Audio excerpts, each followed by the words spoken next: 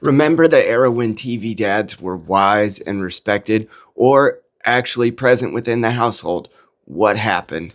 Let's look into this and see, is it an accident that dads are portrayed as incompetent, morons, or absent today? While my hairline might say Gen X, I'm actually a late millennial, and that means that I was exposed to the complete collapse of father figures in the modern media. And let's watch from beginning 1950s to 80s, all the way until now, the development of the father figure in modern America. I'm going to rank the 4 best fathers portrayed in media. And for this, we're looking at sitcoms specifically. We're going to look first at Andy Griffith. Watch this clip. Well, that's a little different. You may not understand this right now, but sometime you will. See, Hope, a man needs the companionship of a fine young woman. Somebody he can be with and talk to.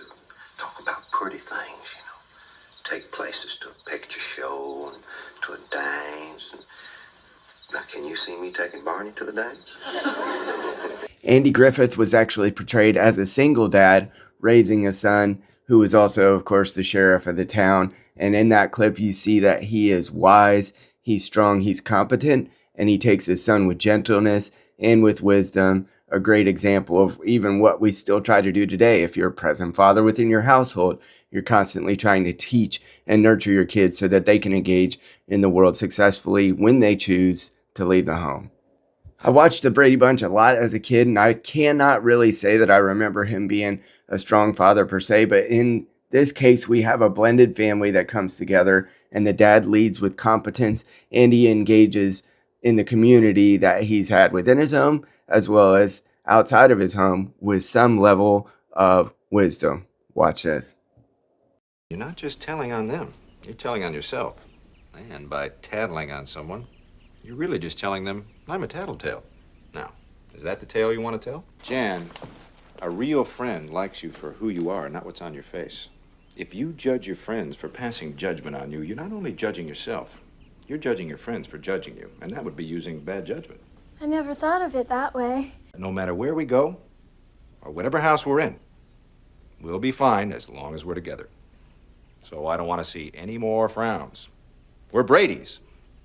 And as a wise man once said, wherever you go, there you are. Never thought of it that way, Dad. And this family is our home.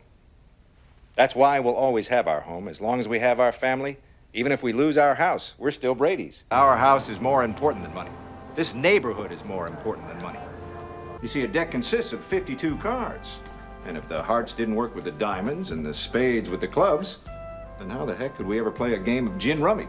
So, in keeping with the spirit of togetherness, I'm sure you kids know the right thing to do. In the case of the Waltons, we had, this was a little before my time, but we had John Walton Sr., who was navigating the Great Depression and was engaging with his family in ways that proved that he had what it took to be a great father, even in times of great strife or difficulty for the family. Watch this short clip. Speak up, son. Just no one seemed enough. The boy would have spoken up.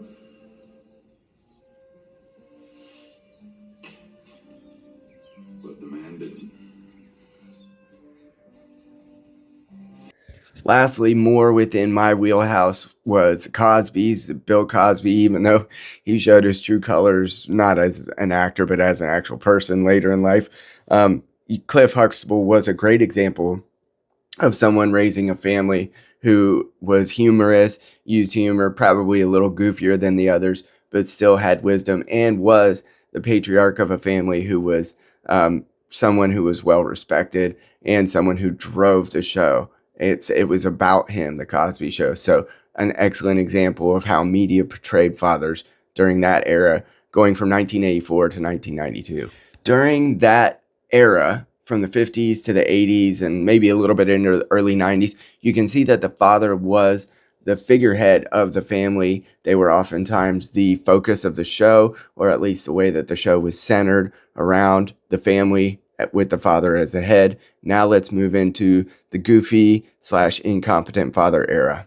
The 90s and 2000s led off with the father of all media, possibly the longest running father, which is Homer Simpson, who, of course, led the world in incompetence. And also, survey data during the time the show was airing said that more people wanted Homer to be their hero or their idol than anyone else. Watch this. You are an elf, uncontrollably, I think.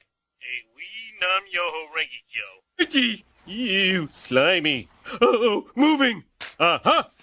Aw, $20. I wanted a peanut. Tim Taylor's incompetence, while funny at times, still led the way in his show because his failure to be a good home improvement specialist, despite the fact that he had a show trying to demonstrate as such, was exactly the point. He was incompetent. That was the premise of the comedy bits on the show, and that is beginning to set the stage for what the role of the incompetent man, the man who's lesser than, would end up being in media moving forward. Watch this.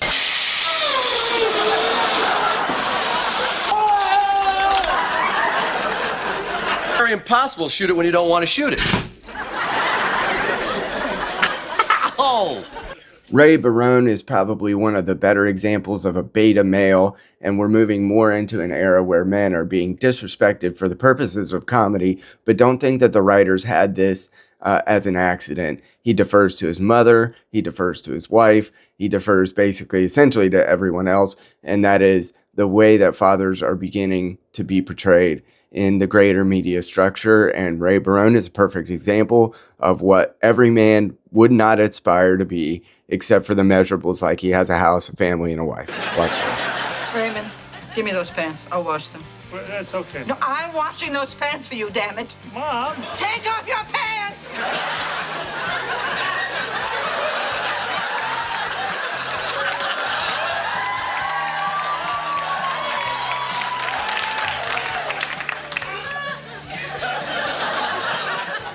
Could we turn the heat up? In this era, men and dads were present, but they were the punchline. Now we move into the early 2000s, moving into present day, in which men are not present if they are competent at all, and they're just not going to be portrayed well in this modern era. And that has led to some of the way that men and boys are feeling dissociated from society. They're feeling left out and undeserving of empathy. Watch this. Firstly, we have the example of Phil Dunphy from Modern Family, who is potentially the worst dad, the most incompetent dad. Now, he's obviously loving. He is funny. I think this show was moderately funny, though, as the title ensues or implies, Modern Family tried to restructure what family should look like because it's a mass of blended families, and a patriarch and the grandfather who ultimately has a younger wife, adoptions and all of the other things that come along with this structure that they're trying to imply. This is what Modern Family should look like, which includes an incompetent, while funny, father figure. Watch this. Philosophy, a hardbound collection of all the life lessons I've learned, such as always look people in the eye. Even if they're blind, just say, "I'm looking you in the eye." Or, if you get pulled over for speeding, tell the policeman your spouse has diarrhea. Philosophy. Next up, we have Bob Belcher of Bob's Burgers, who his daughter is persistently talking down to, showing disrespect to, making fun of his body, his job, his hairline, and all of the other things that she happens to do. While I don't personally watch this show, I have friends that really enjoy it. It seems like it is sort of dryly funny, but here's an example of what men continue to be portrayed as in modern culture. Male pattern baldness, stooped shoulders, paunch, and the push broom on my lip. This is incredibly insulting. Think about how I feel. You really let myself go. Now let's turn more towards the modern. Disney movies like Frozen, Moana, Turning Red, which I completely disavow as a movie. These all have fathers who either are passed away, no longer with us, are present and incompetent, or are deferent to the mothers and ultimately usually the daughters in the story. Like the father is an incompetent goof or just mean and a terrible person. And so it's up to the children in a lot of cases, or at least the wives in these scenarios, to drive the bus. And while I don't have a clip because I'm trying to show as little of the Disney universe as possible, or give them as little credit as possible, this is the modern father. He's either gone, he's incompetent, or he's mean and needs to be taught lessons by the daughters in these scenarios. And it's not the sons, probably unironically, there's never a son in these stories who is the hero.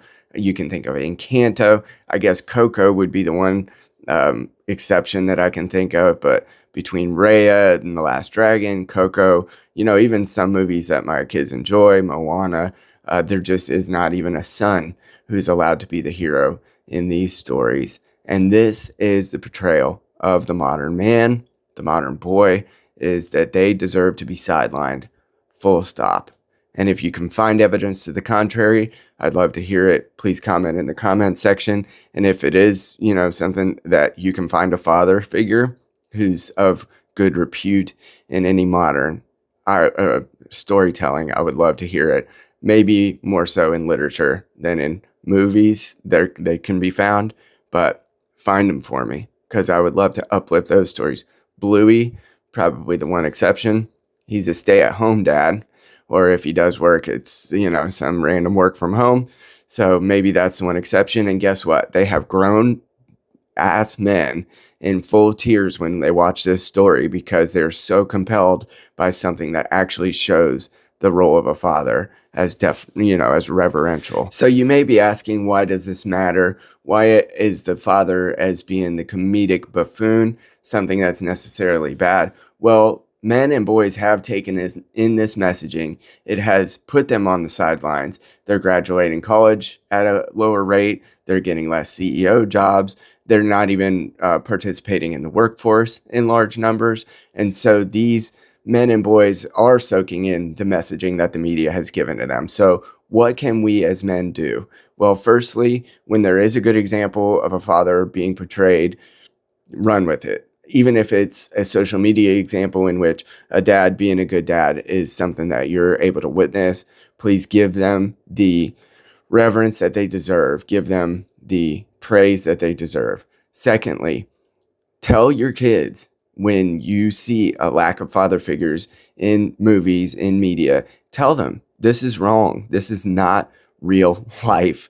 There is a cabal working against the role of men and boys in the house, in the family, and in society, and it's full wrong. Fatherlessness is a crisis, and if you continue to show that dads in media are complete bumbling idiots, then that role can be more easily sidelined as people take in and believe. Media is a very powerful tool, and this was the adjustment of television, especially in showing what the family structure should look like, showing what public policy should look like, and people have taken it in. Well, the printing press was reinvented. We now have the internet, and now is our opportunity to show that fathers have a meaningful role, not only in the household, but in society, and that men and boys deserve at least equal treatment and equal respect.